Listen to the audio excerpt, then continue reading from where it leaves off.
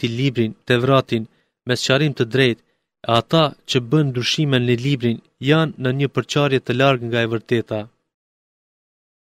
Nuk është të tërë e mira e kufizuar, të ktheheni fytyrat tuaja ka lindja ose perëndimi, por mirësia e vërtet është ajo e atij që i beson Allahut, ditës së gjykimit, engjëjve, librit, pejgamberëve dhe pasurinë që e do ua jep të afërme bonjakëve, të verfërve, udhëtarëve, lypësve dhe për librimin e robërve, dhe ai që e fal namazin, e jep zeqatin, dhe ata që kur premtojnë e zbatojnë, dhe të durueshmit në skamje, në smundje dhe në flakën e luftës, të tillë janë ata që sinqerisht dhe të tillët janë ata të devotshmit.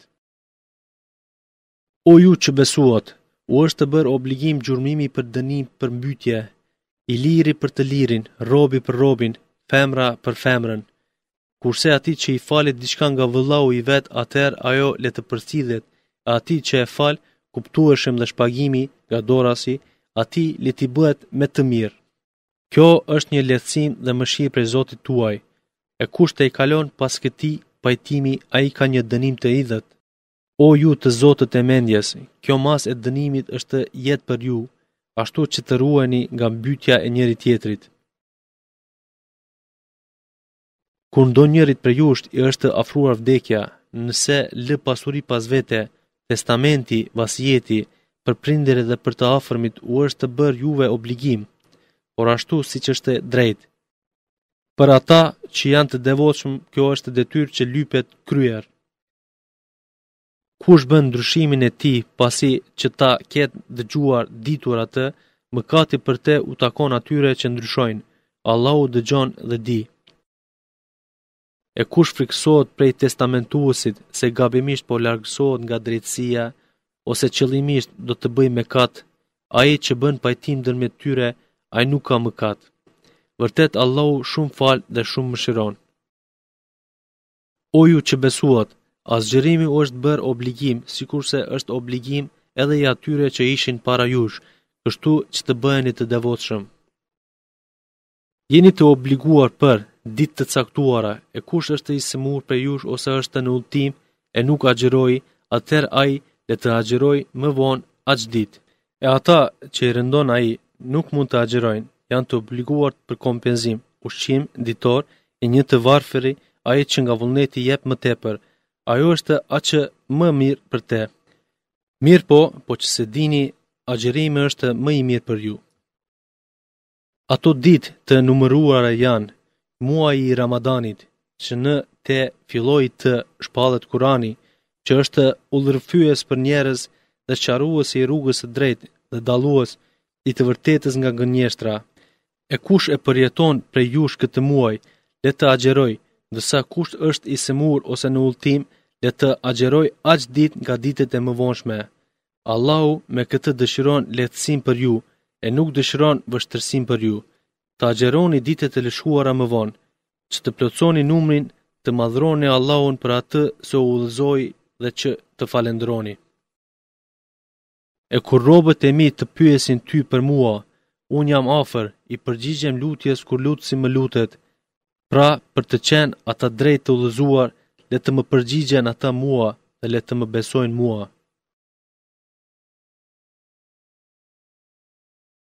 Natën e agjerimit u është të lejuar afrimi të gratë tuaja. Ato janë prehje për ju dhe ju jeni prehje për ato.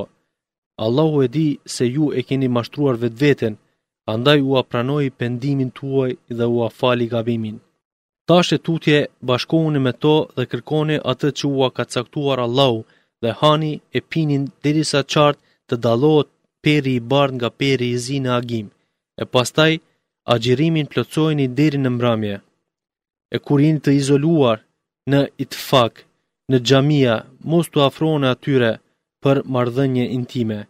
Këto janë dispozitat e Allahut, pra mos i kundërshtoni. Ja kështu, në këtë mënyrë Allahu u sqaron njerëzve argumentet e veta që ata të ruan. Dhe mos e hani pasurinë e njëri tjetrit në mënyrë të palejuar. As mos u paraqitni me te, me rishfet, të gjykatësit për të grabitur në mënyrë të pa drejt një pjesë të pasurisë së njerëzve, kur ju e dini se pa të drejt, pa e hani atë. të pyesin ty për hënën e re dhe fazat e saj. Thuaj, ato janë përcaktime të kohës për njerëzi dhe për haxh. Nuk është mirësi të hyni nga mbrapa në shtëpit, por është mirësi kur ruhet nga të këqijat. Në shtëpia hyni ka dyert e tyre dhe kini e frikë Allahut që ashtu të gjeni shpëtim.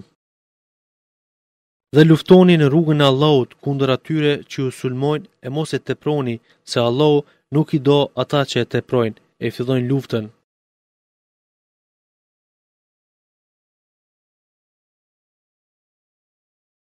Dhe luftoni ata kudo që t'i zini, dëboni prej vendit ata sikurse ju përzuan ata juve.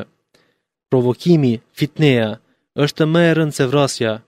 Mos i luftoni ata pranë xhamisë së shenjtë, Qabes, deri që ata t'ju luftojnë juve aty. E nëse ju sulmojnë, atëherë sulmoni edhe ju ata. I këtill është ndëshkimi ndaj pabesimtarve. Dhe nëse heqin dorë, pra Allahu është ai që fal dhe që mëshiron.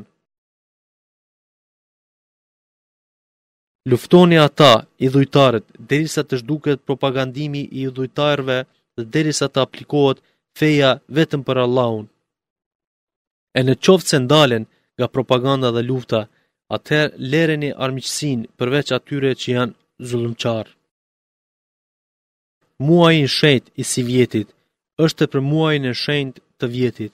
E shenjtërit shkelja e tyre janë mas ndëshkuese. Pra kush ju sulmon juve, theni ani sulmin atij dhe ju po në atë mas dhe kini frikë nga Allahu e ta dini se Allahu është me të devotshmit. Dhe jepni për një rrugë të Allahut e mos hidhni veten në rrezik dhe bëni mirë, se me të vërtet Allahu i do bamirësit.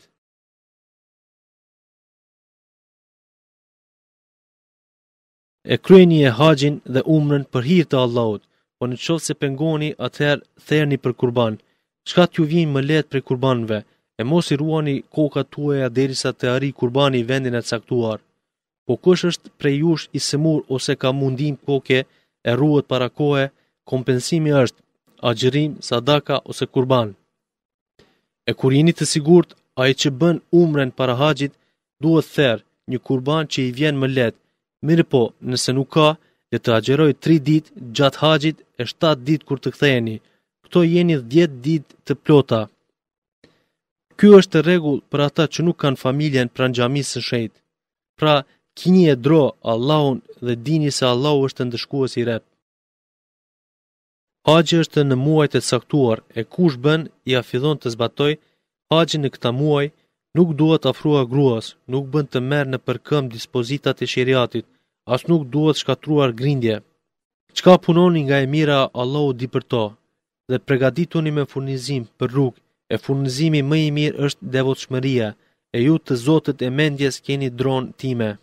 Nuk është mëkat për ju të kërkoni begati nga Zoti juaj, të bëni ndonjë tregti gjatë haxhit, e kur të derdheni, hiqeni prej Arafatit, përmendeni Allahun në vend të shenjtë, Muzdelife, përmendeni atë ashtu si u ka udhëzuar ai, sepse më parë ishit të humbur.